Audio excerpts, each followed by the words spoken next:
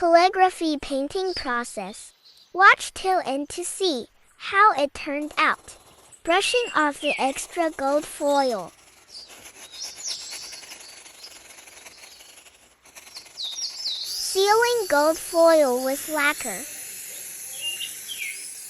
Writing in ancient Kufic font.